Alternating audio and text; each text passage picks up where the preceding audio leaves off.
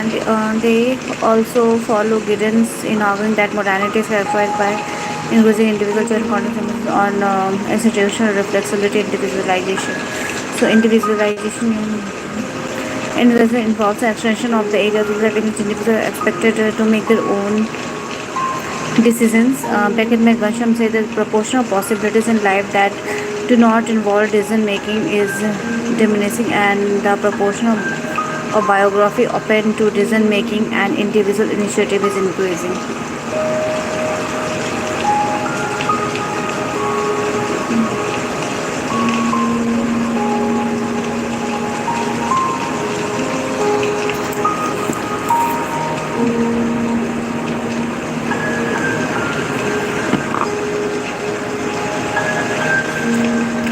So, individualization involves the extension of the areas of life in which individuals are expected to make their own decisions.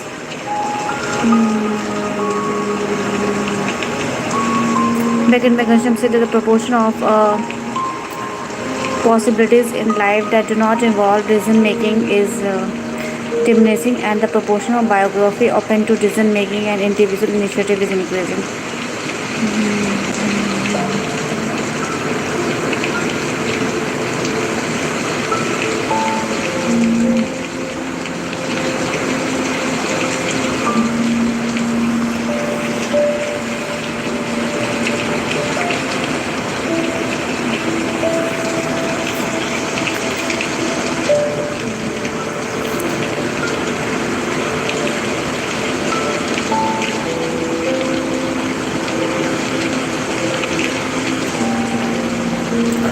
The proportion of possibilities in life that do not involve decision making is diminishing, and the proportion of biography open to decision making. Okay, the proportion of possibilities that do not involve decision making is diminishing, and the proportion of hello Rosh and the proportion of individuals that are involved in decision making and individual initiative is increasing. So I'm from Mumbai. Like it is the contrast, this increasing choice with a pre-modern era in which choice was much more limited and tradition much more important in shaping social life. So individual initiative is increasing, individual decision making is increasing. Yes, I'm an Indian.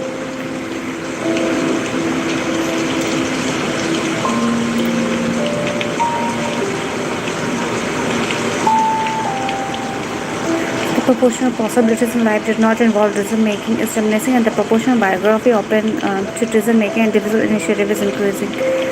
Like it is a contrast is increasing choice with the pre-modern era in which choice was much more limited and tradition much more important in shaping social life. Hello, Pritam.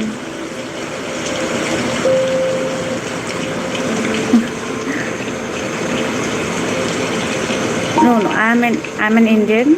मैं हिंदी में ही बात करती हूँ, but my English is better. I can say that.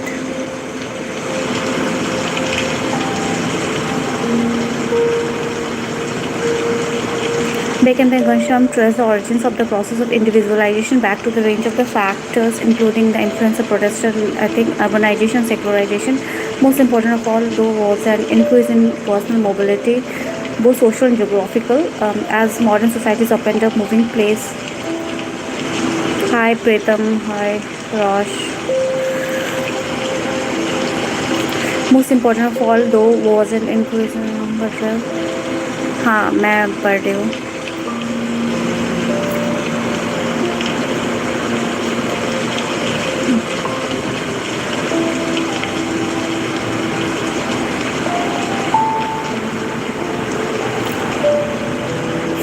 So most important of all, though, was increasing personal mobility, both social and geographical, as modern societies opened up moving place and moving jobs became easier, and this presented individuals with more choices about how to run their lives.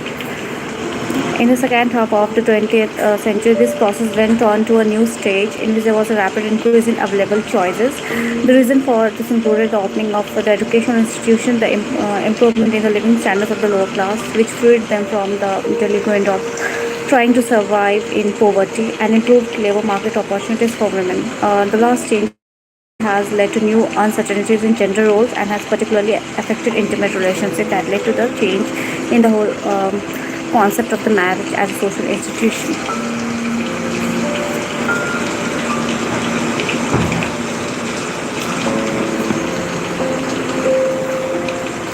So this was the whole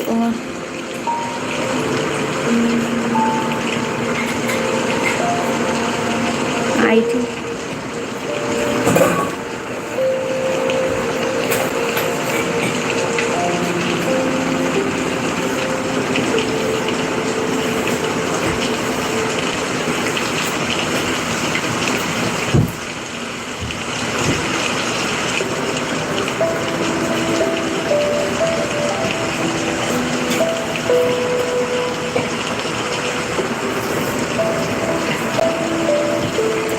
So this is the whole idea of individualization that Beckenbeck and Ghanshyam talks about, and how is it different from the idea and the theories of Anthony Giddens.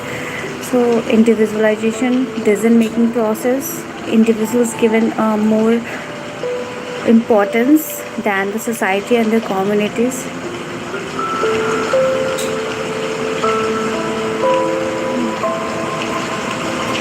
I don't use any social media platforms.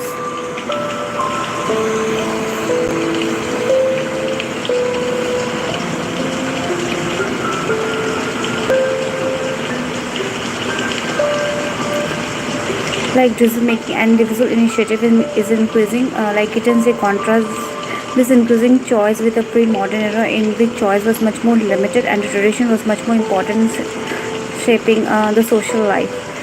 So okay.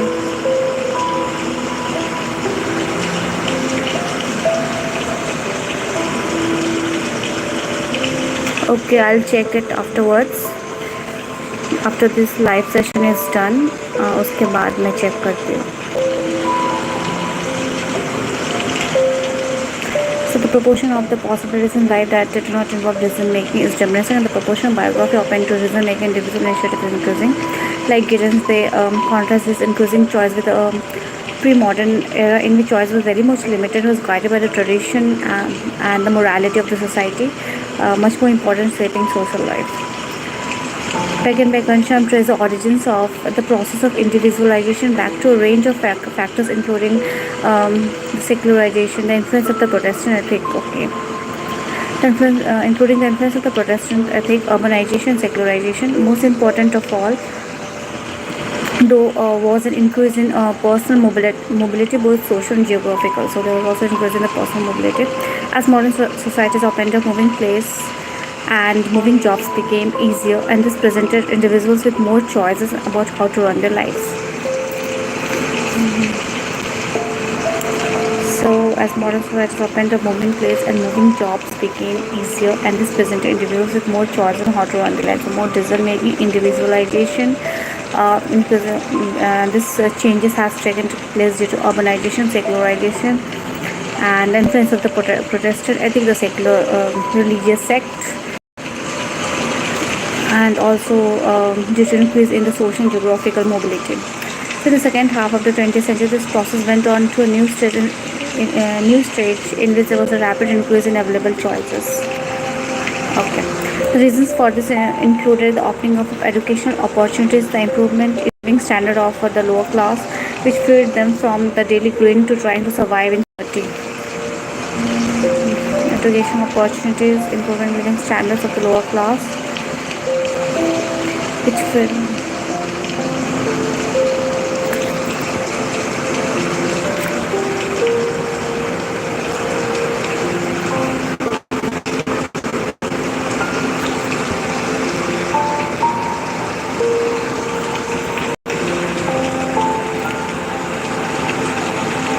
living standards of a lower class, which freed them from the daily grind of trying to survive in poverty and improve the labor market opportunities for women. The last change has led to new uncertainties in gender roles and has particularly affected intimate relationships. So this last change is the new the new opportunities for women. Urbanization, you can also talk about secularization and the influence of the personal. Okay, done. Choice in families relationship. So they are actually talking about the pre-modern societies, the modern societies, and the post-modern societies in order to understand the changes that has been taken place in the intimate relationship or the intimate marital institution.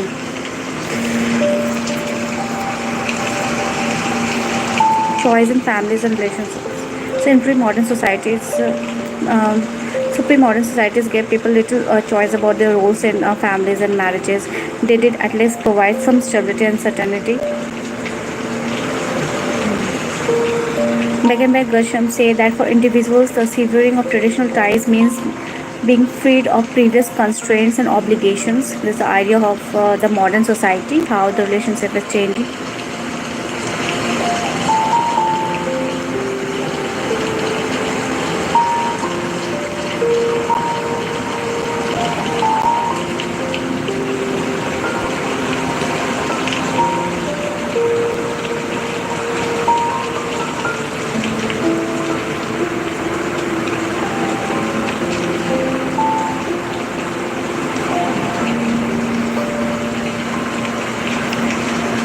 Okay.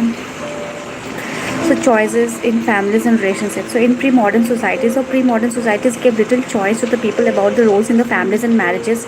They did at least provide some stability and certainty. Vansham say that for individuals, the severing of traditional ties means being freed from previous constraints and obligations.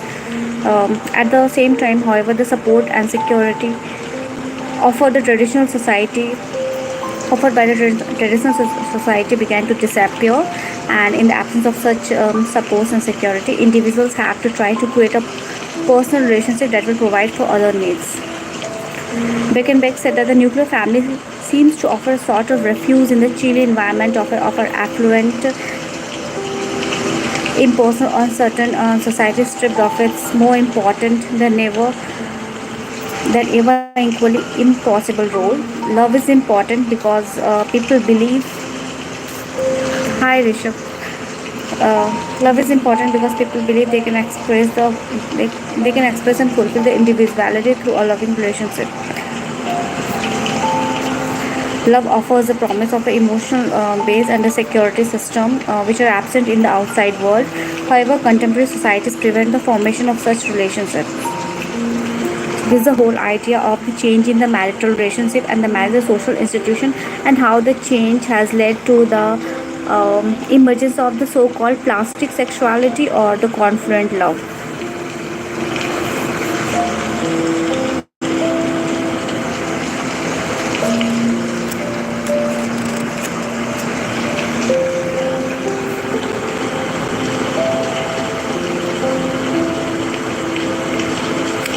So I'll just read this paragraph once more to get a better understanding of the paras.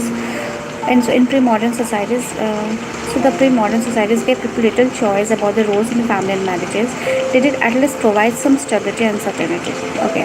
So they can say that for individuals, the severing of traditional ties means being freed of previous constraints and obligations. Okay. At the same time, however, the support and security offered by traditional societies begin to disappear. So, in the absence of such support and security, individuals have to try to create personal relationships that will provide for their needs. Begenbeck said that the nuclear family seems to offer a sort of a refuge in the chilly environment of our affluent, impersonal, uncertain society, stripped of its traditions and scarred by all kinds of risk. Love will become more important than ever and equally impossible. Love is important because people believe they can express and fulfill their individuality through a loving relationship. Love offers a promise of an emotional base and a security system which are absent in the world outside. However, contemporary societies prevent the formation of such relationships now.